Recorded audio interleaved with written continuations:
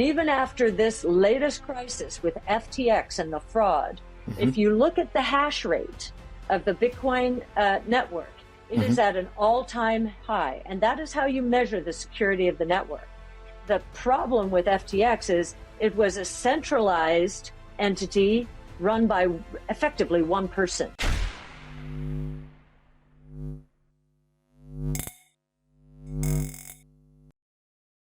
Hey guys, welcome back to Library of Wealth. Today we have the CEO of ARK Invest, Cathie Wood, on the crash in the stock and crypto markets and what effect it's having on Bitcoin. She believes that despite FTX's internal problems, Bitcoin will actually be stronger because of it. Cathie outlines what effect FTX's bankruptcy is having on the confidence and credibility in the industry. Let's check out this latest interview with Cathie Wood as she talks about what went wrong with FTX and what effect this will have on Bitcoin and the crypto market. Don't forget to like and subscribe if you enjoy the content we do here on this channel. Let's get right into the video. That is the antithesis of Bitcoin and really crypto. Agreed. We're talking about decentralization, transparency. You've got it in Bitcoin. No throat to choke. So it's the first global, think about that, very big idea, private, no government oversight, no throat to choke, automatic, right? Technology driven, digital, rules-based monetary system. This is a very big idea. 21 million units is as far as this is going. And we're at roughly 19 million Bitcoin right now. So scarcity factor is what is going to be at work here. You'll see the building blocks of the $1 million forecast. So it starts with remittances. Substitute for gold is another one. Insurance policy against the confiscation of wealth. How does confiscation of wealth happen? It happens through inflation. So we think all individuals with wealth, wealthy individuals, will use something like Bitcoin, Bitcoin being the most secure, as an insurance policy against the catastrophic loss of wealth. We may have set that back with the FTX until everybody sees the dust settle and really understands that that was a problem of centralization and fraud. But if you look at the underlying network, it didn't skip a beat, a hash rate at an all-time high, security never higher, and there are some meaningful use cases which will take it, we believe, to $1 million plus by the year 2030. In terms of interest rates, if we're right on inflation, then we think the first thing that will happen is the Fed and other central banks will pivot. The Fed will pivot first because we have an extra force fighting inflation. It's called the strong dollar. And the dollar's been extremely strong, up 25% in the last year or so. And that's a powerful anti-inflationary force. And we think the Fed will first change its rhetoric, and the market will rally just on a change in rhetoric. And then we think it will actually start cutting interest rates at some point next year. We will be in a recession. We do believe we've been in a recession. We see the inventories being disgorged within the next year, and the Fed will be facing falling prices. So we think it will ease, and I believe other central banks will follow. China probably started.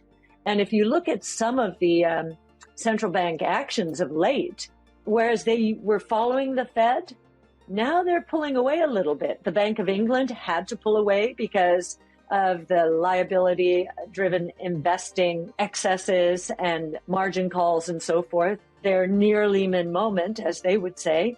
So they've had to pull away. We saw Australia raising its interest rates 25 basis points instead of the 50 to 75 basis points.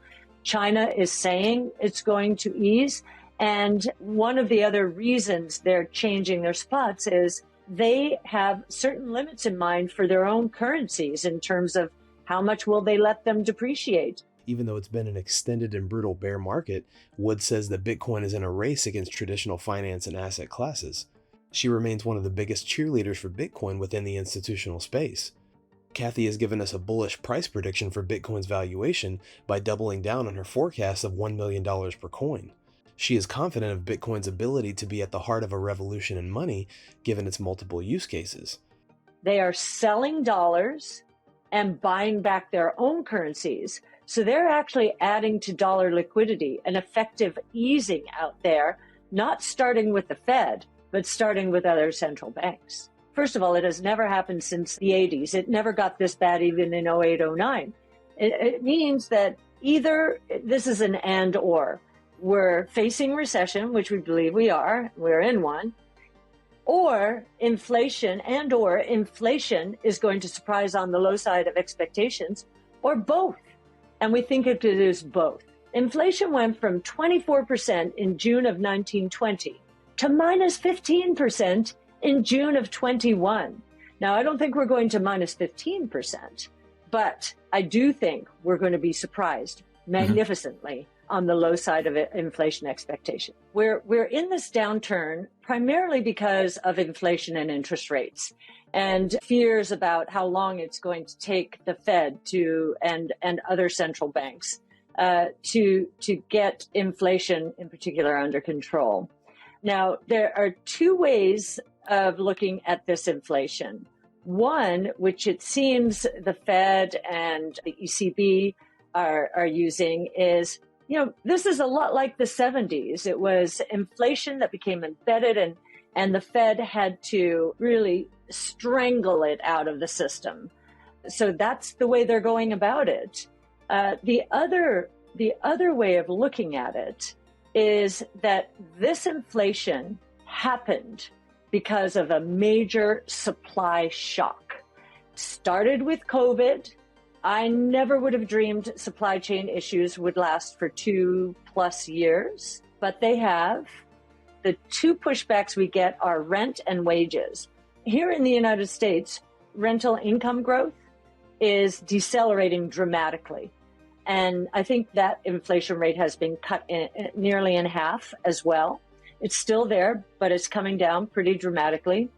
And wages never hit anything like the inflation we saw. And those growth rates are coming down as well. So that's inflation. And basically, summarizing, we think the surprises during the next year are going to be on the low side of expectation. This is not a 15-year problem. It's a 15-month problem that the Fed started tackling.